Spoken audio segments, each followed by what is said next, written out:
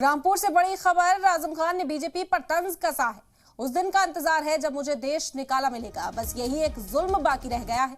आजम खान ने अपने खिताब में तमाम बातें कही जो इस वक्त आपको बता रहे हैं। आजम खान ने अवामी रैली को खिताब किया। इनकलाब जिंदाबाद के नारे लगाकर लोगों में जोश भरते भी आजम खान नजर आए। बड़ी खबर रामपुर से आप तक पहुंचा रहे हैं। बता दें कि इंतखाबी तशहीर का शोर रामपुर में सुनाई दे रहा है।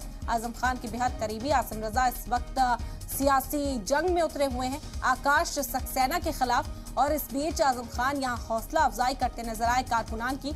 उन्होंने बीजेपी पर तंज कसा है। उन्होंने कहा कि उस दिन का इंतजार है जब मुझे देश निकाला मिलेगा, बस यही एक जुल्म बाकी रह गया है। आजम खान ने अवामी रैली को खिताब किया। इनकलाब जिंदाबाद के यहाँ पर नारे भी लगाए और जोश भरते हुए कारकुनान में नजर आए।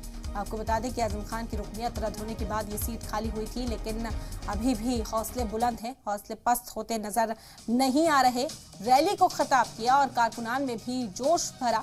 आसिम रजा उम्मीदवार है समाजवादी पार्टी के रामपुर से, जो इस वक्त इंतखाबी मैदान में उतरे हैं, और उन्हीं में जोश भरने के लिए आजम खान खिताब करते हुए गुज़िश्ता रात नजर आए। उन्होंने कारकुनान में जोश भी भरा, साथ ही साथ बीजेपी पर भी एक बार फिर हमलावर हुए। उन्होंने कहा कि उस दिन का इंतजार है जब मुझे देश से निकाला जाएगा, मुझे देश निकाला दिया जाएगा, बस यही एक जुल्म अब बाकी रह गया है। आजम खान ने अवामी रैली को खिताब किया। इनकलाब जिंदाबाद के नारे इस दौरान उन्होंने लगाए और जमकर लोगों में जोश भरते हुए आजम खान इस मंच से नजर आए।